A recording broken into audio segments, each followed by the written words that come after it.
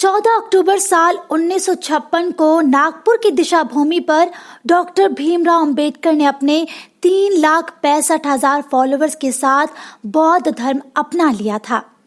इससे पहले वो कई किताबें और लेख लिखकर बराबर ये तर्क देते रहे थे कि अछूतों के लिए बराबरी पाने के लिए बौद्ध धर्म ही क्यों एकमात्र रास्ता है।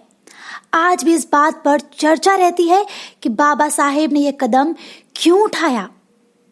इसे समझने के लिए बाबा साहेब अंबेडकर के 1935 के एक भाषण पर एक निगाह डालनी होगी। ये उनका बेहद आक्रामक भाषण था।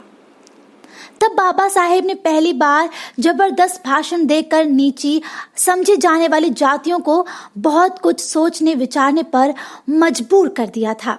उनका यही भाषण इसके करीब 20 साल बाद हकीकत में बदल गया। इस भाषण में पूरे समाज की पीड़ा और भावना छुपी थी। उन्होंने इस भाषण के जरिए लोगों को झकझोर कर रख दिया था।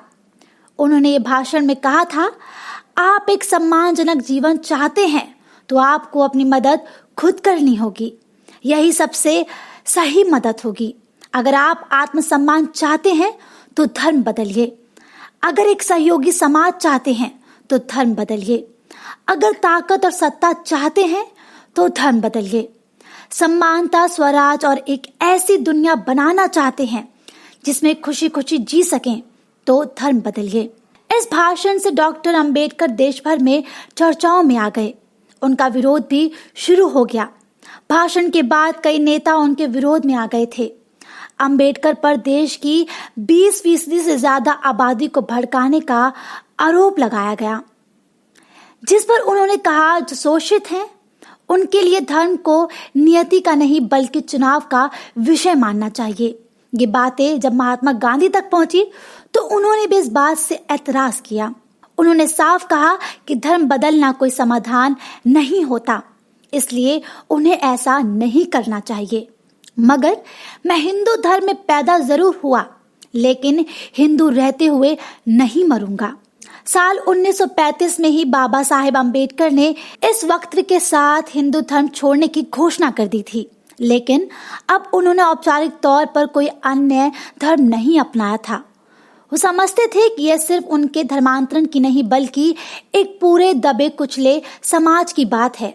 इसलिए उन्होंने सभी धर्मों के इतिहास को समझने और कई लेख लिखकर शोषित समाज को जागृत और आंदोलित करने का इरादा किया। वर्ष 1940 में अन्य अध्ययन के आधार पर डॉक्टर BR अम्बेडकर ने द अनटचेबल में लिखा कि भारत में जिन्हें अछूता कहा जाता है वो मूल रूप से बौद्ध धर्म के अनुयायी थे।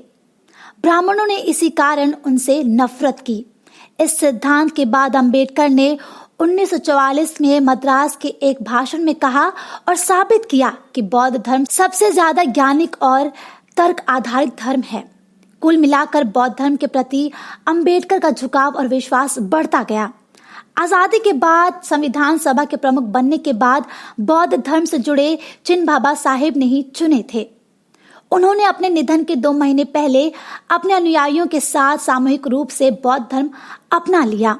उन्होंने अपने अनुयायियों को 22 शपथ दिलवाई, जिनका सार था कि बौद्ध धर्म अपनाने के बाद किसी हिंदू देवी देवता और उनकी पूजा में विश्वास नहीं किया जाएगा, हिंदू धर्म के कर्मकांड नहीं होंगे और ब्राह्मणों से किसी किस्म की कोई पूजा अर्चना नहीं करवाई जाएगी। इसके अलावा समानता और नैतिकता को अपनाने संबंधी कई और कस्में भी थीं। दोस्तों, ये वीडियो अगर आपको पसंद आया है तो वीडियो को लाइक करें और अपने दोस्तों के साथ शेयर करना बिल्कुल ना भूलें।